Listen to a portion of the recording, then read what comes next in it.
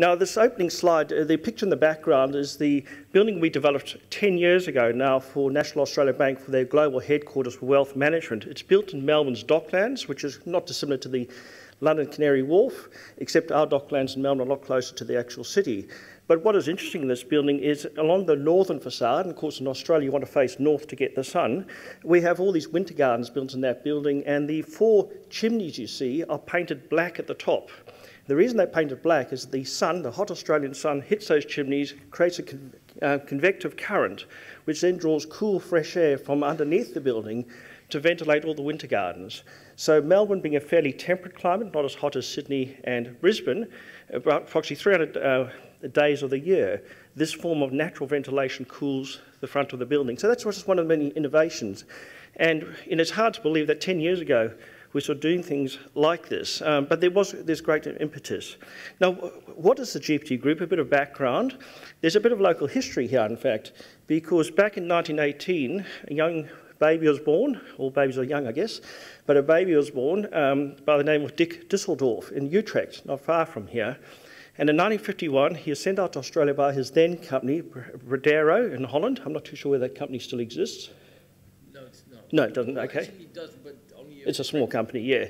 But Bredero sent this young engineer out to Australia to look for opportunities. And he soon realised the Snowy Mountains scheme, which was a huge scheme in Australia at the time, turning the rivers back from the inland, from the sea back to the inland, was an opportunity, and he started a company called Lend-Lease in 1958, and in 1971 that same company, Lend-Lease, then created the first real estate investment trust in Australia. So our company was founded by a Dutchman. We should be proud of that. So look, some details behind. I won't go through the slides, but we are a big company in Australia, roughly 40 by market cap at the moment.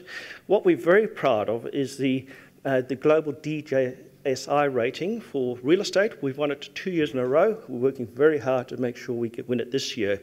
But as Pete mentioned, the Maastricht University undertook this global real estate survey funded by APG, PGGM and USS. And we were interviewed, and the next thing we knew, we got this letter saying congratulations, and the results are up there, that certainly the Australian property companies seem to be leading what is happening in the globe. The top performer being the GPT Group, got a good score, and it's clear that property companies from all over the world can learn from the Australian best practices in environmental management. So when we're asked to speak at this conference, turned our minds to why are we doing things different in Australia? There must be something different. And I guess it is because we live in a, whoops, I'll just skip over that. We live in a climate which is very harsh in many ways. And this is just recent clippings from this year alone. So you step back to January this year, we had, prior to that, 10 years of drought in Australia. But in January this year, we had our 3rd biggest city flooded and shut down for the best part of 2 weeks. So Brisbane was flooded. A week later, a devastating cyclone hit northern Queensland, and that caused floods half the size of Western Europe. Fortunately, not many people live there, but the fact of the matter is it is huge devastation. At the same time, we had floods in Victoria, loss of life, and at the same time, we had raging bushfires in Perth. So the environment is very real in Australia, and the other factor is it's something you feel. During the drought, for example, 3 years ago in Brisbane, Brisbane's water supply was down to 17%. So this is a huge part of southeast Queensland, only 17% water. They'd got to stage 6 water restrictions.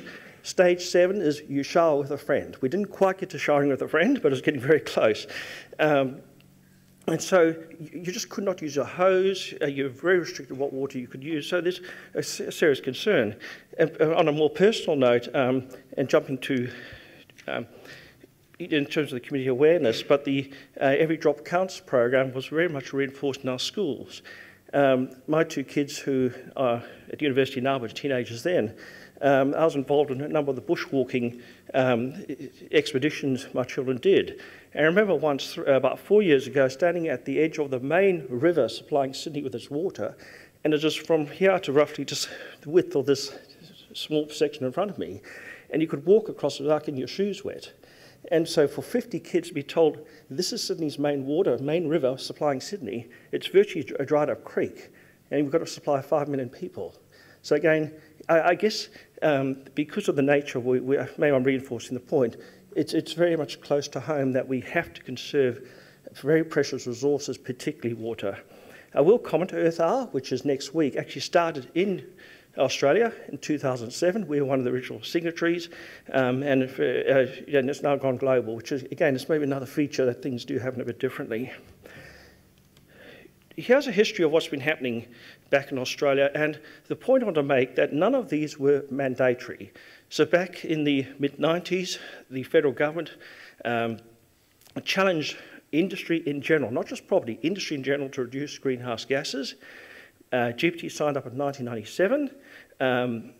Green Power's launched, which is wind turbines and hydro and so on.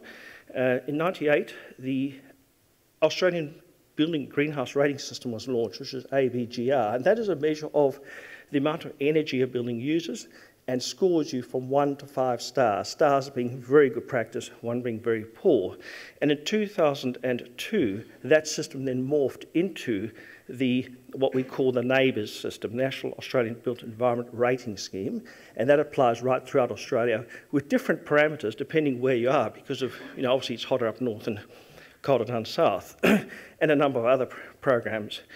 2009, the Green Building Fund was launched, and this is as part of the recession, which, Australia technically did not go into recession, but the global financial crisis obviously slowed down things a lot. And so the government initiated a lot of programs to rebuild schools, rebuild public housing, but also encourage building owners to green up their buildings. So you could apply for up to $500,000 per building for certain programs, and they're quite strict criteria. And that sort of kicked along a number of programs which we participated in. And right now there's discussions taking place federally about introducing a 50-cent tax break for buildings which are less than 2 stars to be upgraded to 4 stars and more. So again, it's all these voluntary, but as from the 1st of November last year, if you were leasing or selling space more than 2,000 metres, 20,000 square feet, you had to then state what its NABERS rating was. So, and that statement had to be in the same size font as the rest of your adverts. So now you have big billboards plastered on buildings saying, 6,000 metres for lease, available this, and so on and so forth, but in the same size font. It's got to then say 4 stars NABERS rating, or in many cases, 0 or 1. And that's really brought to the forefront that, those people who have not got on board have to move forward very quickly. The other thing is the Property Council of Australia, or some countries it's called BOMA, Building Owners Managers Association. It has published for about 2 decades a guide to building office quality. I'm the vice chairman of that particular committee, and in 2006, for the first time, we introduced environmental ratings into this quality grade. This quality grade defines the architecture of a building, all the various services, features and so on, so you can define premium grade, grade A, grade B and so on. And back in 2005, when we did the industry consultation for the 2006 edition, we had a lot of feedback from the industry, from some very concerned owners, saying if you put those ratings into the quality grade, you'll devalue our properties, because a lot of properties were nowhere near this. And we can't afford to develop new 4-star, Green Star buildings. But the Property Council stood its ground, and we said, look, we are the peak body in Australia. We have to lead the industry. And very pleasingly, we stuck to our guns, and within a few years, we realised we'd set the bar a little bit too low. So with the 2012 edition, which is in draft, in fact, I only dialed back to Sydney 2 nights ago for a teleconference, we're now saying any new premium grade buildings have to be 5-star Green Star, which is the design component, and 5-star NABERS, which is the actual operation component. And existing premium buildings have to be upgraded as well.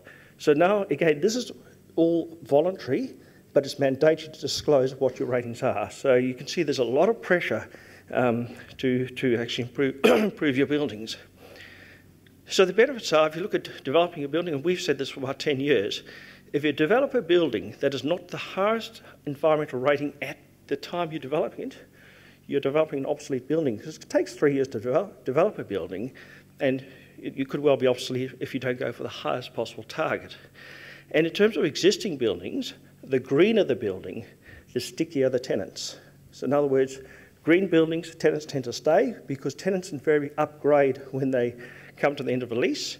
If you're already sitting in a 4.5-star building and most of the competition is 4.5-star, well, there's no incentive to move because of sustainability reasons. And also, if you're leasing space and you've got a high sustainability rated building, tenants will tend to come to your building first ahead of the 2-star or the 1-star building because it's the right thing to do. So as far as GPT is concerned, green does pay. There's absolutely no question. It delivers cost efficiencies. The cost of utilities in Australia is increasing quite rapidly. It's still quite cheap relative to the rest of the world, but electricity and water is getting more expensive, and quite rightly so, I might add. So being efficient reduces those costs. The tenant attraction I've spoken about, it definitely future-proofs the portfolio, and bottom line, it's just the right thing to do. So in terms of new developments, this is Workplace 6, which is, as you see there, New South Wales' first 6-star as-designed and built and as-designed building. It's got a whole raft of technologies in it, just listed on the right-hand side, including tri-generation. And that's a gas engine, a natural gas engine, which generates base building power. The heat from it is then used to heat the water in the building, heat the space in the building, and the majority of the heat then goes to an absorption chiller, which then provides cool for the building. So in terms of the energy losses we heard about in the very first presentation this morning from Professor Worrell, this really encapsulates all the heat and keeps it within the building. And, for example, it does optical facades, a bit like the new Deutsche Bank building. And the comment about natural daylight, the floor plates of this building are 3,500 metres, 35,000 square feet. So huge floor plates, but there's a big internal atrium. So no spot on the floor is more than 12 metres away from natural light. So natural light actually floods this building so we can dim down the lights during the day. But the proof of the pudding is we started this building speculatively. It's a 20,000 metre building, no tenants, and we had Google and Accenture fighting each other to try to get in the building. Fortunately, the recession slowed down or reduced their space requirements, so eventually we could they reduced their space requirements and we got them both in the building. But we got very good rents from that. Eagle Street on Brisbane, it's a 54-level new tower, the central tower on the slide there. We're going for 6-star, and the point I want to make here is that you can't assume technology in one building works in another. And up in Brisbane, which is a very hot, humid climate, we are not putting chill beams in this building because the cost of dehumidifying the incoming air absorbs a lot of energy. So we're going for a very sophisticated hybrid VAV solution. And likewise, we're not putting harbour heat rejection or river heat rejection in this building because during drought conditions in summer, the temperature, believe it or not, of the Brisbane River can get up to 30 degrees C. So you're trying to reject heat at 32 degrees C from chillers. You've got to pump a lot of water and use a lot of energy to cool. So again, we're going for very efficient cooling towers. That building, of course, got flooded recently in its basement, but it will be practically complete early next year. Now, what about existing buildings? I mean, 99% of stock is existing buildings. And 530 Collins Street is a premium grade 65,000 metre, 650,000 square feet building in Melbourne. And it was facing a significant vacancy. ANZ, a major bank, was relocating to its new headquarters. We've got 5 here, sorry. And whilst this is an iconic building, it only was rating at 2.5 stars.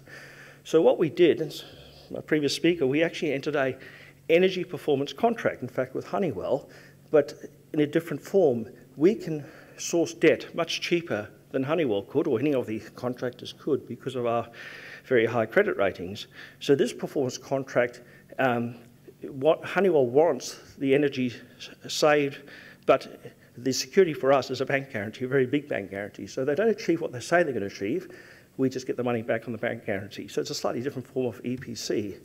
And part of that was to install on the podium roof a gas cogeneration engine in this case. And this cogeneration engine generates electricity during the day for the base building. It's also synced back to the grid. So if there's a bit of excess energy from this, we can sell it back to the Melbourne grid. And likewise, excess heat from this then heats up the building and water and so on.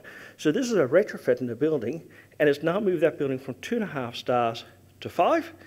And the building was half empty in February last year, and at the end of last year, it was 89% leased. So in terms of payback, it was just actually to lease 26,000 square metres in a fairly quiet market was amazing, and part of it was that this building was rating 5 stars. And these are just results from the existing portfolio. Just quickly, 41% reduction in greenhouse gases, and then water as well, reduction of water, and in recycling, the increasing recycling. All this data's on on our website. I've spoken a lot about office because that's my game, but in retail we do something very similar. Rouse Hill is a new regional large shopping centre in Western Sydney, and that uses about 30% less energy than a typical shopping centre because it's been designed like a typical village. In other words, all the shops lead onto streets. The streets are partially covered, they're not actually air conditioned. And in communal areas, we use shower towers and evaporative cooling rather than full air conditioning to save energy. Likewise, water is saved off the roof and a lot of other features. And in our industrial area, business parks at Sydney Olympic Park, where the 2000 Olympics were held, we have about 10 buildings there now, most of them had 5 stars, and all of them on a recirculated water grid. So again, they achieve 5-star water as well. So it's be it shoppers, be it office tenants, be it industrial park users, they all want green buildings, and we are delivering. We also engage our tenants. We take them on tours. And this is an interesting one just outside Brisbane. The power station behind you used to only run 2 months a year using excess sugarcane, all the waste from sugarcane. So for 10 months of the year, just sat there doing nothing. Whereas nowadays, a lot of the timber waste from construction sites and the green waste from people's houses, the cut down trees and shrubs and all that sort of stuff, now power this power station all year round. So that's just an example of how waste is now being converted into energy and reused, and the way we educate our tenants as to what we're doing. And there's been various reports recognising us. What is really interesting is that we've said green adds value for years, and I'm sure many of you in this room have also said that for years, but it's only recently reports are coming out saying that. And this is a CBRE report out of the States 2 months ago. Do green buildings make sense? And if you read the report, yes, they do.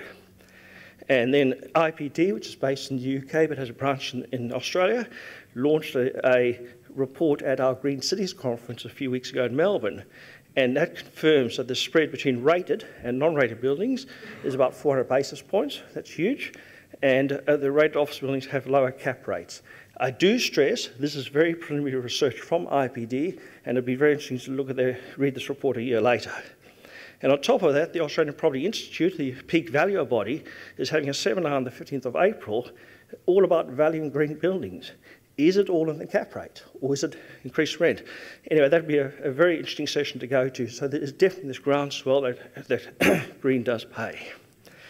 So that's what I want to say. It's very pleasing to be invited here in terms of sustainability. I think we do live in a continent which has many benefits, but it's got a very harsh climate. So, as I say, resources are scarce. Many years of good practice codes, lots of competition between owners of buildings because tenants want green buildings. There are financial incentives, mandatory disclosure also builds up. The Property Council reinforcing green. And I guess in our company, that sustainability is just part of what we do. We don't have a separate sustainability division. It's just part of what we do. So I think I made 20 minutes. Thank you.